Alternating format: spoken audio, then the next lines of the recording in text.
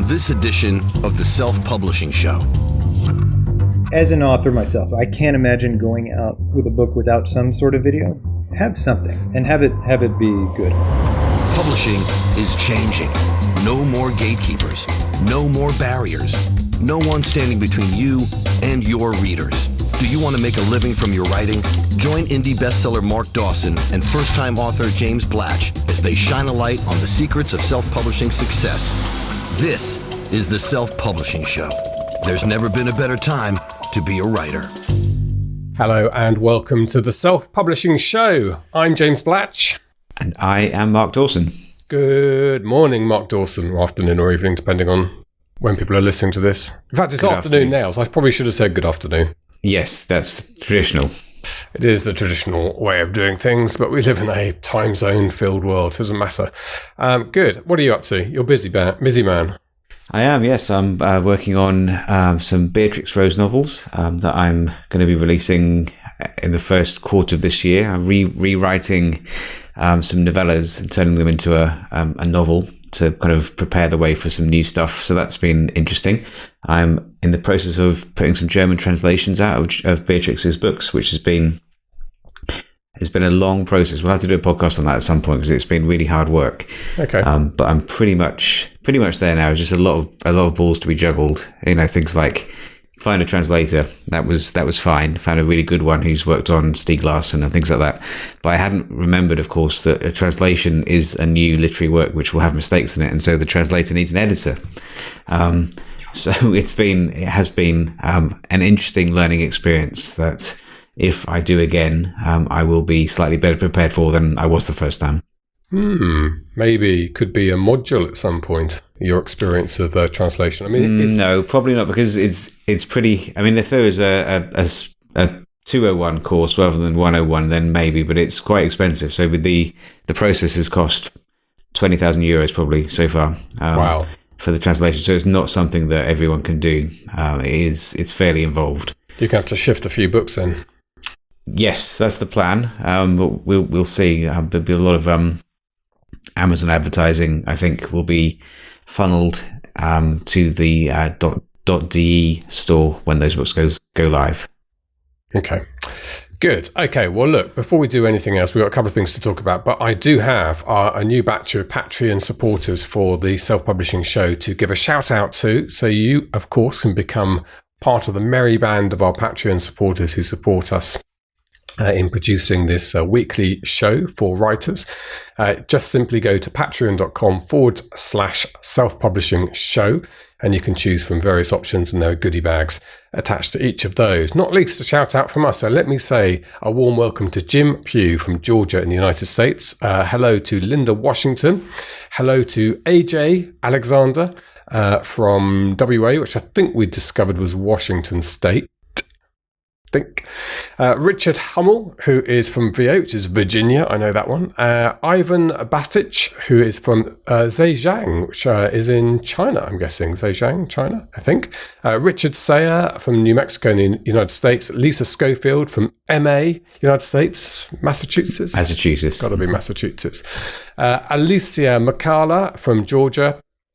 Chad V. Holtkamp from Illinois, Teresa Connor from Alabama, Tony Harmsworth, Janet Lee, famous actress, British actress, Janet Lee, Paranthi K, and Christina Knapp. We want to say a very warm welcome to all of you, especially to our friend, where is he? I can find his name again now. Ivan Basic in Zhejiang. It says Zhejiang CN. CN, is that China? That is China. Sounds like it, doesn't it? Professionally handled as ever. I know, it's slick, isn't it? Oh, how brilliant, though, to have someone from China. Although Basic sounds like a sort of Eastern European surname. Well, there are other people other than the Chinese in China. Are you sure? Yeah, is that pretty true? confident of that? I don't know if that's true. I'm going to have to Google that because I think once you're in China, you and I can't go. Good. Well, thank you very much indeed. And I'm sorry if I murdered your name or your place, but we are delighted to have you on board. It's exciting and it means a lot to Mark and I. And I say this to people when they join. It's a daily task to get this show out every week. So it means a lot to us. Thank you. We'll have more of us chatting next week. Was it recorded several weeks ago? Which was recorded several weeks ago, but it's that's how we roll most of the time. Yes. It's with a guy called Adam Cushman, and he makes film trailers. Now, you talk about the Red camera. He operates with Red cameras at the top end. He has a sort of price list on his website, and the Red camera is specifically mentioned as the top end. And you can pay, $20,000 for a trailer from him, or you can spend much, much less than that and get one put together. And he works at both ends of the spectrum and in the middle. You've used him, I think, for a trailer. Is that right? I think so. So what I wanted to talk to him was what makes a good trailer, why we should be thinking about it. Now, in the middle of this interview, I was struggling to get out the trailer for my book, in fact, which we had made. I was experimenting with YouTube in the summer, trying to get YouTube ads working for books. It's a really good trailer. I wanted to show it to him so I get some feedback. I couldn't find it at the time, but I promise I will show it after the interview when we've heard from Adam. This is the Self-Publishing Show. There's never been a better time to be a writer. Adam, hello. Welcome to the Self-Publishing Show. Great to have you with us and great to be talking about video for authors. Yes. Thank you for having me. You're very welcome. We should say right at the outset, we're recording this in November and you're in Los Angeles. And I know from my own experience of flying out of Los Angeles, LAX on Friday, looking out the window at the massive wildfire there. It's a terrifying sight and you're not far away. So you have warned me that we may be interrupted by sirens and helicopters. The most like helicopters are about every 20, 30 minutes or so. I think they have it about 30% contained at this point. It's pretty rough. Yeah, we'll just hope. Obviously, by the time this goes out, there'll be a memory rather than an active thing. So, good luck with that. Okay, we are going to be talking about video trailers. So, I suppose the first thing to say, we're going to listen to a couple. We're going to watch a couple on YouTube as well. I fired one off prematurely there. We'll save that for a moment. Let's just talk about the concept first of all, and then we'll talk a bit about you and your background. But the concept here is video trailers, which traditionally, I suppose, up until not that long ago, were the domain of films and television programs. But it's a thing for all sorts of media. You could make a video trailer for an art exhibition, for a radio program, and a book, let's face it, lends itself to video trailers, right? Absolutely, and you can get a great deal of use out of them. It's strange because it's a form that's technically been around since I think 2002. When you started to see them online, and it's evolved considerably especially in the last several years, to where you're seeing videos with really high quality, almost like movie trailers, or at least of the same quality in terms of how they're shot. Definitely like music videos. But what's interesting about book trailers is that it's kind of just an umbrella term for any sort of video that promotes a book or an author. And if that's true, then there are countless ways to do it, and we've barely even scraped the surface in terms of the form and creating it and the possibilities of reaching not only existing audiences but new readers who, the whole premise of this is that the new readers are spending 85% of their time or something like that online watching video and trying to use that to compel them to go back to the page. Yeah, this is something, and I've just been in Las Vegas at a conference talking about using live video for authors, and what underpins my evangelical nature on this subject, and I'm sure yours as well, is the statistical uptake of video online is undeniable. It's just becoming a huge part of everyday life. Absolutely, and audiences are becoming more refined and sophisticated in their viewing. So the upshot of that is that the quality needs to be really good. At least, the quality needs to be good, and you need to reach people emotionally on some level. Yeah, absolutely. The same with any bit of creative work. That's the key to it, isn't it? Okay, let's talk a little bit about you, Adam. So what's your background? So my background is as a director, author, screenwriter. I was really in the publishing and book world for a number of years before I started doing these videos. And when I did, I didn't really know they existed. As I said, I hadn't even seen one, to be honest. So around 2011 or thereabouts, I had a friend with a novel that he was self-publishing. And he asked me to direct a trailer for him, and I was like, okay, but I don't really know what that is. And he introduced me to a whole gallery of them that were online, and I mean, across the board, they were, not to be mean, but they were kind of universally bad. Not just in the way they were made, but there was no real love put into them. You can tell that they were sort of thrown together in like 30 minutes on an iMovie program. And directing it was very rewarding, the first one, I mean, in that there were no rules, and we could sort of play with the form and be inventive.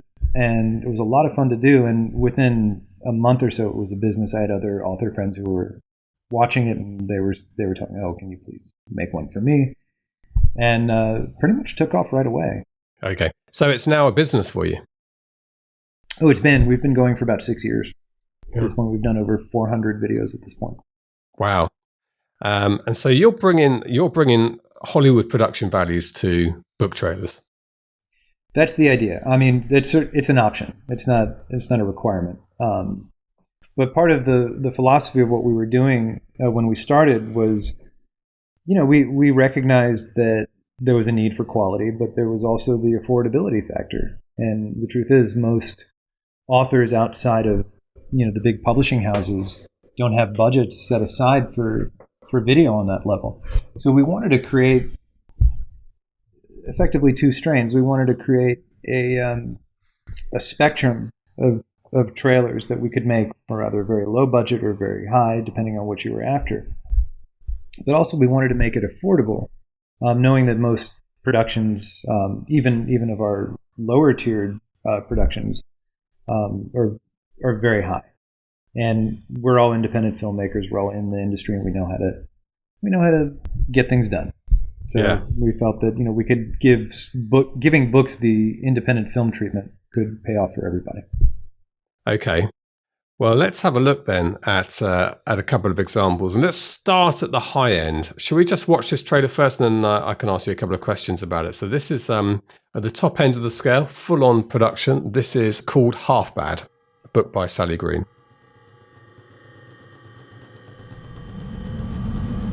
The trick is to not mind. Not mind about it hurting. Not mind about anything. Not minding is the trick. The only trick.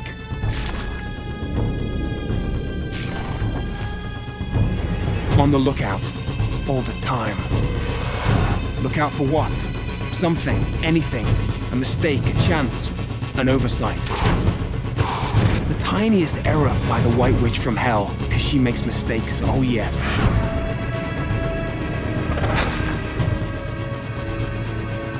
And if that comes to nothing, you wait for the next one. Until you succeed. Until you're free.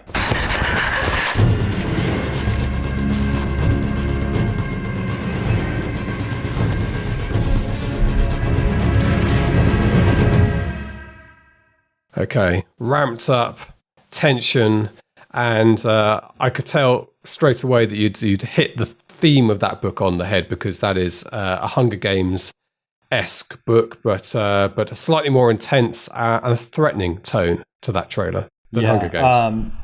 I mean, and that comparison is how I think Penguin was positioning it at the time. It's gone on to, I think, Fox 2000, or I can't remember the name of which company bought it, but it's going to be a movie for sure pretty soon. And so, that was one of the first trailers that we did for Penguin, Penguin Teen back in 2013, I want to say. And the way it was made basically is how we generally work with authors and publishers. Is they come to us with an idea.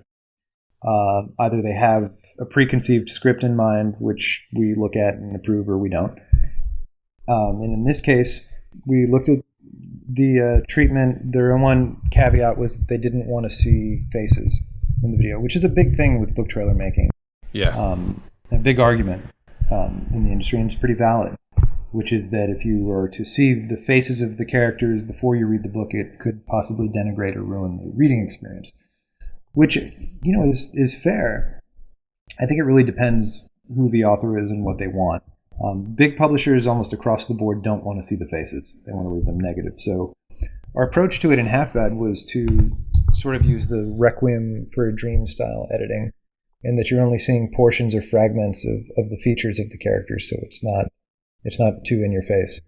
But I would say it's about half and half. I mean, YA authors, who are probably our biggest client base at this point, for many reasons, they tend to like to see the actors. They want to see the casting. They want to see the filmed iteration of their book, and I think their fans like to see it too. The only thing about that is that you have to get it right, because they have very specific ways of imagining certain characters. I wonder who's most scared of seeing the characters imagined by seeing the faces of the performers. I wonder whether it's the author who's actually a bit scared of that as well. Sometimes that's definitely the case. I think that largely it's just been the big criticism of book trailers. Actually, it's really the only criticism of book trailers, is that that can get in the way. And the solution is simply don't show it. I mean, you don't have to show actors. You don't have to show details. It really depends what you want to do with it. However, that said, a lot of our authors end up using these videos to promote to Hollywood and producers and agents. And sometimes it can help to show the casting and who you have in mind, at least help them. Yeah, well, we'll talk about some of the many uses for book trailer in a minute, but let's just focus on this one a little bit longer. So this was, as you say, a big production number. What's the cost of this type of trailer? I think this one was around 10,000. Okay, so $10,000. Don't panic, people listening, because that is the higher end, and there is an affordable solution coming your way in a moment. Yeah, there's a low end, but nonetheless, and just to put this in perspective, this was a location shoot, and props were built, and it was. So it was done on a very tight deadline. We had like 30 days to make this, from the time we scripted until final delivery. So we shot in rural Michigan. We have a crew out there that we like to work with, especially when we need different weather. And the guys actually built that cage from the ground up in about 2 days, and sort of replicate it based on the narrative. You obviously don't have a long list of BDSM clients in your contacts book. Otherwise, you could have easily got one of those cages from somewhere. But so you built properly. I mean, this is the amount of production value that goes into making a short film that can win an Oscar, right? Oh, sure. I mean, our approach to making them is very similar to how actual movies are made. We're just doing it in a quicker amount of time, for sure. Yeah. Okay. So, $10,000, and you could spend $10,000 to $15,000 at the high end there if you're Penguin, Random House, and got that kind of budget. And before we move on and look at the lower end of it, it's worth pointing out that these trailers do have multi-purposes. So it's not just about a specific YouTube campaign or Facebook ad campaign. It can be useful for the author in all sorts of ways to have this sort of visual advertisement for the book, right? Absolutely. I think that, going back to the creation of these things, I think one of the mistakes was to call them book trailers, because it's a bit of a generic term. It's also all we have at the moment, and we haven't thought of anything better. But I think they're largely a misnomer, because they give the sense that the video is designed solely to trail, much like a movie trailer.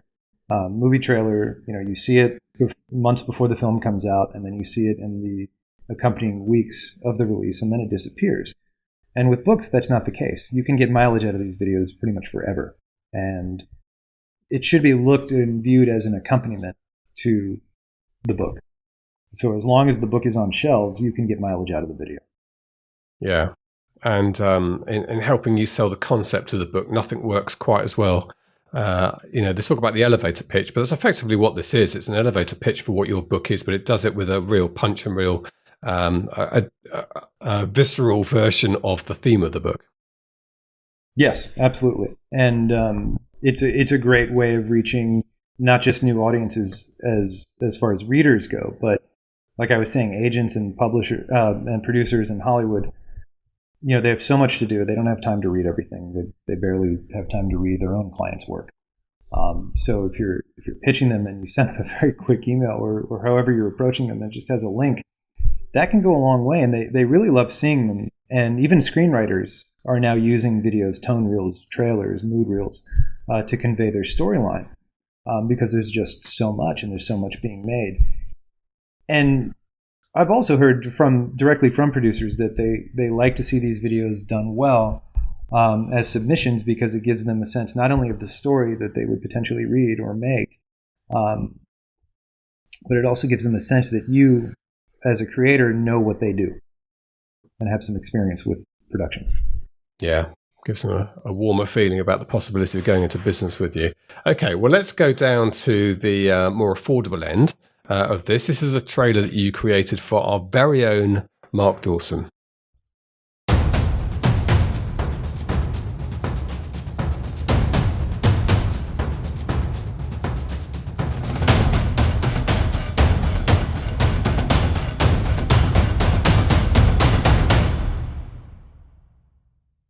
Wow.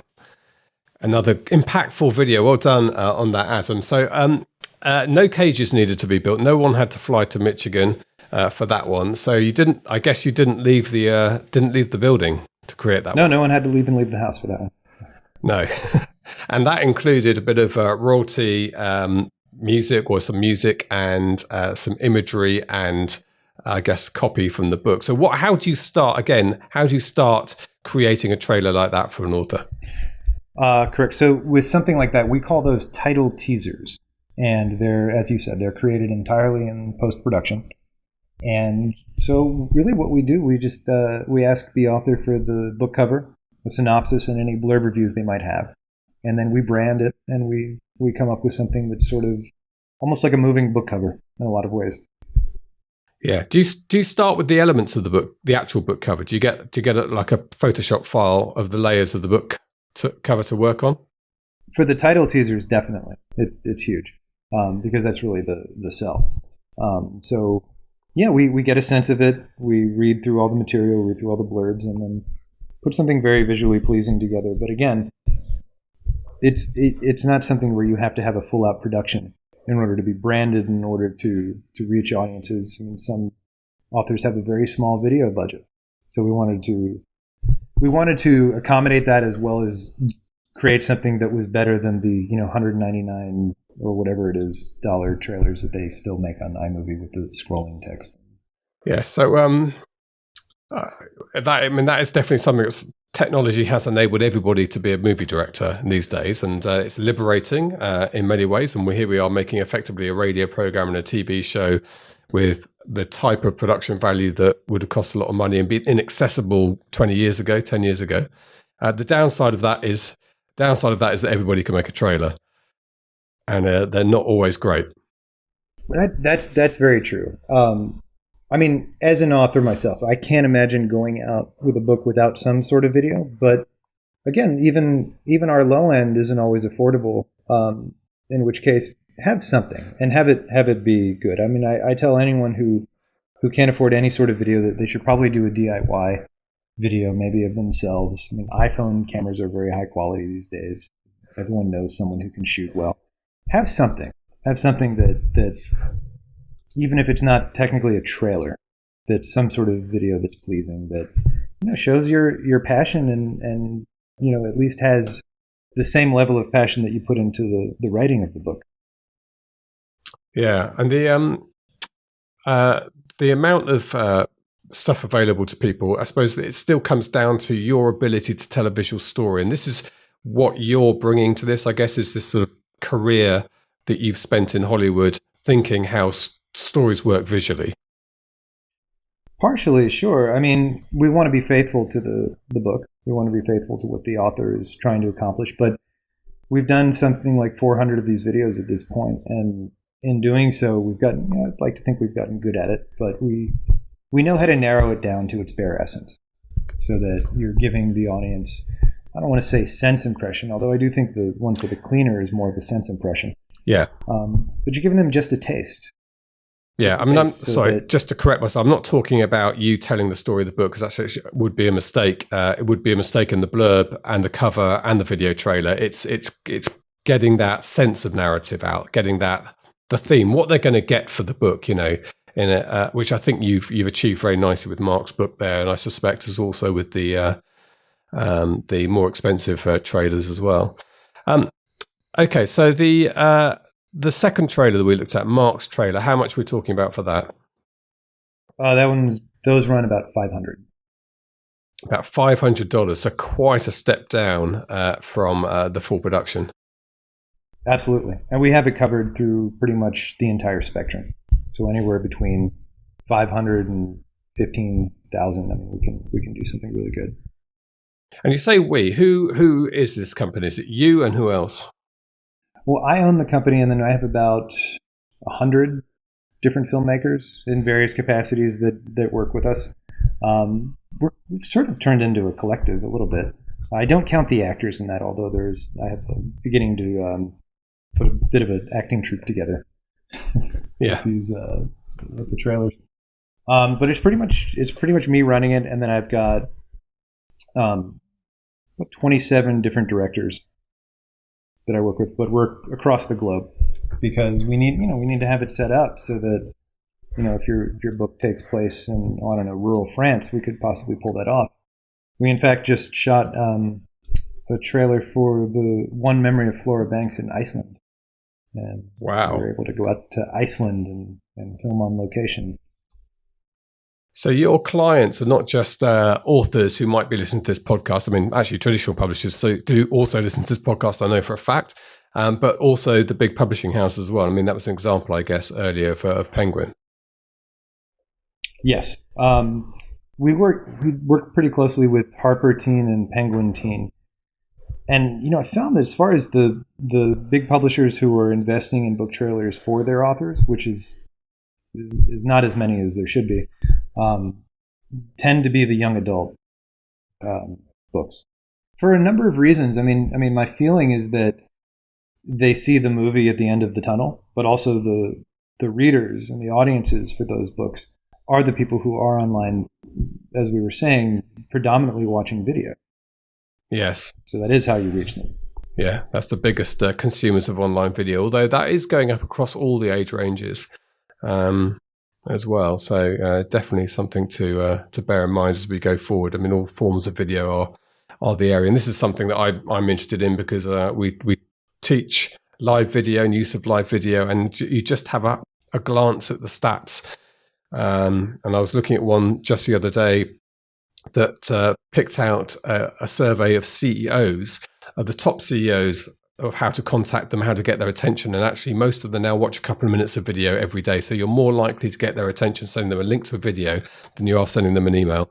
And there's a reason for that, right, Adam, isn't it? Because it's a lot of information can be conveyed in a video. Absolutely, and again, it's easy to watch. It's predominantly what people are doing online, and you can get endless uses out of them. We've ended up, I think, making in addition to the 400 videos we've done, we have more because very often authors will want different iterations of their videos because they find that they're so successful and they reach people that they want maybe a 15-second version of their trailer, or they want one with just the reviews on them. And very oftentimes authors want to appear in the video, which I think is great, especially, I mean, if you're writing numerous books or you have a series and you're developing a fan base, people want to see you. They want to see who you are. And this is you can do that in a very cinematic way. Okay, that sounds a really interesting prospect. So talk us through the process then of how somebody goes about getting a trailer from you. How does that conversation, what does the author need to do to prepare for that moment? Well, normally they come to us with the finished book or an almost finished book. And we read it, and we read the synopsis, and we take a look at the book cover. And if the author has any sort of preconceived script idea, they can send that to us, and we'll discuss with them. And sometimes it's realistic, and sometimes, in fact, we just got one the other day that the author sent in the script, and it was ready to go, in our opinion. So if we can give them what they want, we're happy to do that. And I'm guessing sometimes there's a mismatch between their expectation of what they can get for the budget, because that often happens in video production world. Not as much anymore. It's a great question. I mean, it used to come up pretty frequently. Like I had an author, I won't name any names, but maybe years ago, who went with our studio head package, and then in the middle of production was like, what do you think the chances are that we could get George Clooney to do the voiceover? I was like, well, probably none. And she's like, really? I mean, for for a $10,000 video. He won't come out just to read a few lines. So sometimes there are, unreasonable expectations, but mostly our audiences and our clients are very sophisticated and have looked at what we do and have looked at the form for a while and done their research. And yeah, they have very realistic expectations of what can be done at these budgets. So the author has potentially an idea. And how often does the author have a fully formed idea for you? Is that common? No, it's not that common. I would say maybe 1 out of 10 or 20 have that. But mostly they don't. Mostly the way it goes is that they will come to us and then we'll take all their material, and maybe they have a few gimmies in the beginning, like I really don't want to see human faces entirely, or like we were talking about, or I really want to have a horse or something like this in this scene. And then we try to work with whatever instructions we've been given, and we come up with a visualized treatment, which has the script and then reference photos for them, and it's all branded. And then we develop it with the author and the publisher and go back and forth until we get the green light to shoot. And then you go out there to the wild with your crews. And then during the approval process, the editing stage, the author gets some rounds of editing? Yes, 2 rounds of revisions, which usually doesn't take more than that. And the whole process takes about 60 days. Yeah. For a bigger production video, for the smaller production video, the lower end budget, quicker. Oh no, yeah, those are 2-3 weeks tops. Yeah, I was going to say. Okay, and I was just going to ask about the uses of the video. At what point does the author say to you, "This is what I'm going to do with the video," and how does that shape the way that you then create it? It doesn't really. I mean, they primarily do the same things with. That's a really good question too, because, as we were saying, this is so new of a form. At least it seems perpetually new for some reason. There's still a lot of questions about what you do with them. And for the most part, I mean, I think that the mistake is to treat them like trailers, like I was saying, to treat them solely as trailers. So once you realize that you can get that much mileage out of them and they can continue to pay for themselves for years, there's a lot of uses. First of all, I mean, use them for pre-sales. If you're going to have your book available on Amazon, have a trailer. Do what the movie trailers do. And then when the book comes out, continue to use them. You have them on YouTube. You have them on Vimeo. Those are the primary, video platforms.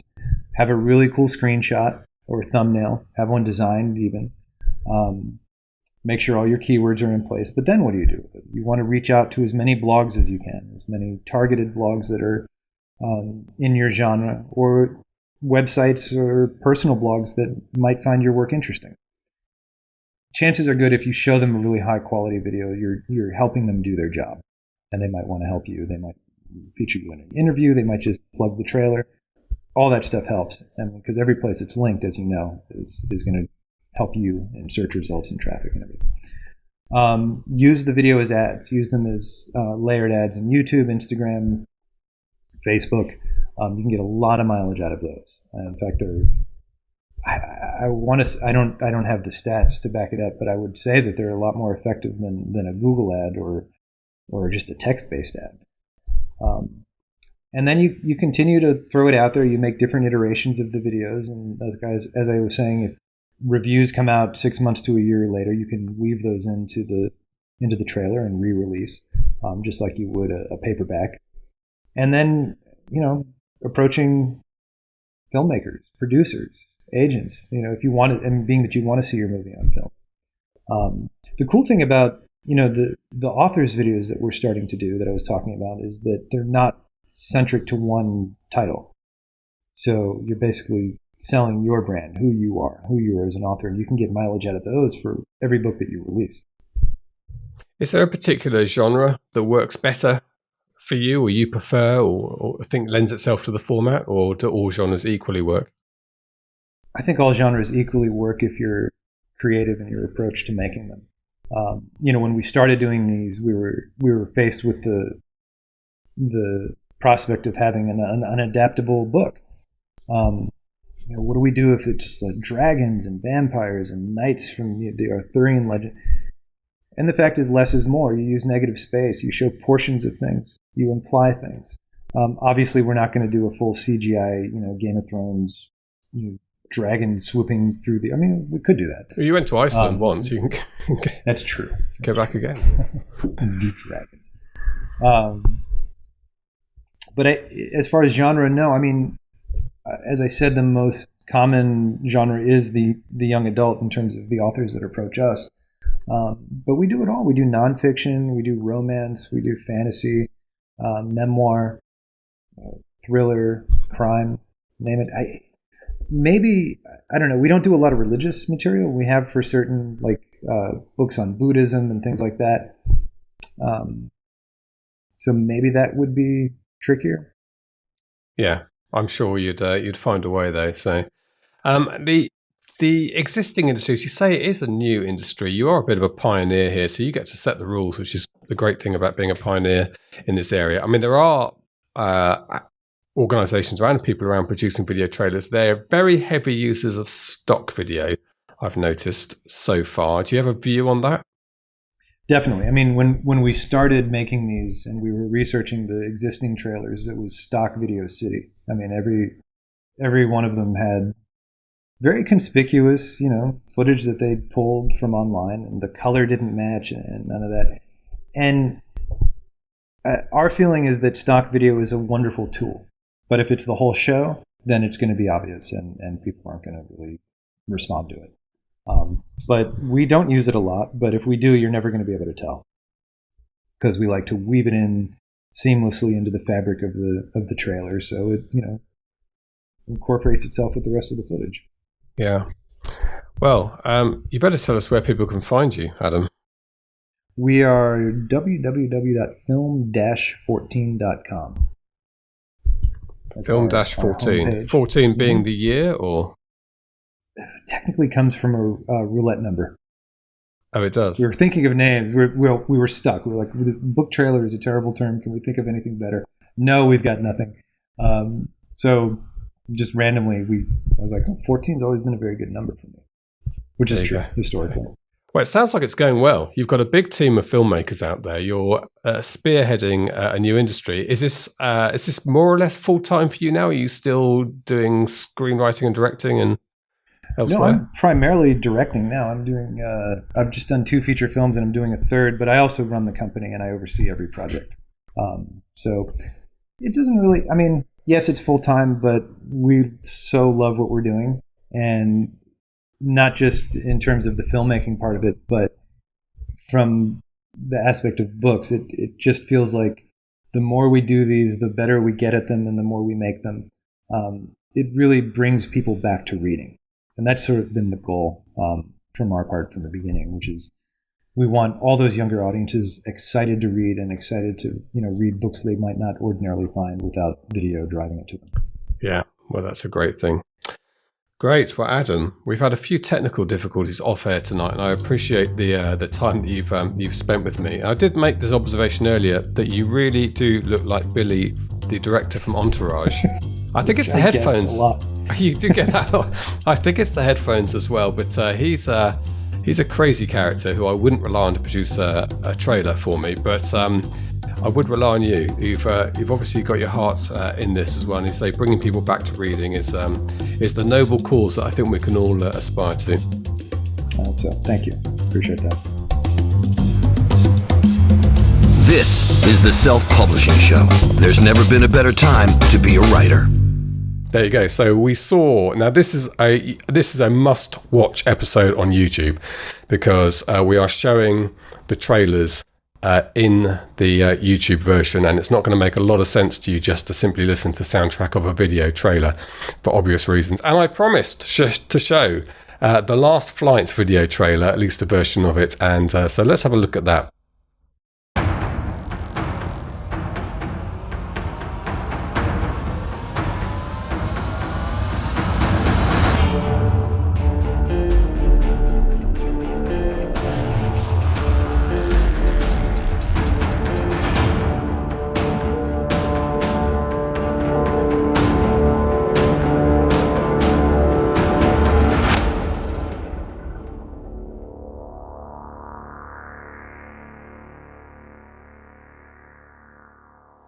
So that was put together by John Stone, who edits this show, the self-publishing show. He's our video editor. And John put that together, as you can tell, using some Pathé News footage that I purchased from Pathé News, like a Reuters type agency in the UK. Pathé, is it Pathé, not Pathé? Mm-hmm. Okay. And then the assets from Stuart, who did the cover. So not a lot went into it in terms of outside assets, but a very, very powerful, and yet again, a very good book cover, very good video trailer, just missing the one element at this stage, which is the book to go with it. But more about that next week. But yeah, so video, I mean, you talked about it when we were talking about the show at the beginning, Mark, that YouTube is becoming as easy to navigate to as NBC or BBC One in the UK. Yeah, absolutely. It's definitely an area of fairly fast growth. But more than that, I mean, Facebook is pushing hard for video content as well. So there are lots of places where we can put our videos up. You can put videos on the Amazon product page now as well. So there are lots of places where we can use video to advertise whatever we're trying to sell. And I am experimenting with it quite a lot at the moment. I'm doing videos. I did a video ad that you edited for me, actually, for the last Milton release. And it really was just a case of me looking into this camera and just telling people what was coming out. And I had, it's been a really successful launch. And I haven't dug into exactly why that is yet. But one of the reasons I suspect was because I was spending $10 a day, I think, for the month of December, just pushing out these videos to a fairly warm audience. So my readers, people who visit my website, my Facebook followers, all of those kinds of people who I know like my books were seeing this video, which is more engaging. I can talk to them. I can, they can see me. And I can encourage them to hit the buy button. And I think that was working quite well. And also, Adam has done me, as we mentioned, Adam's done me a trailer for the Milton series, or at least the first in the series. And I've been using that here and there in ads as well, and seeing some decent success with that too. So it's an interesting growth area that I think authors would be wise to at least start to dig around in and see what's possible. Yeah, and doing it well is important, because it's a bit like a book cover. If you do it badly, it can have the opposite effect. Good. Well, I need to go for lunch. My wife's pacing up and down in the garden. I hope she's clearing up the dog poo, which she needs doing. I need to go for lunch as well. We were supposed to be recording this earlier, but I postponed my lunch. And I am sorry. This is how slick we are. James was tidying up and forgot all about me. I'm blaming my wife for everything, but I have decided to spring clean my messy office, and I was about 15 minutes late. Right, look, excellent. So next week, you and I can have a little expanded chat, and I will update people on my book. There's definitely something to talk about there. And until then, we're going to say goodbye for this week, and thank you so much indeed for watching. Thank you very much, and see you next week. Bye-bye. Get show notes, the podcast archive, and free resources to boost your writing career at selfpublishingshow.com.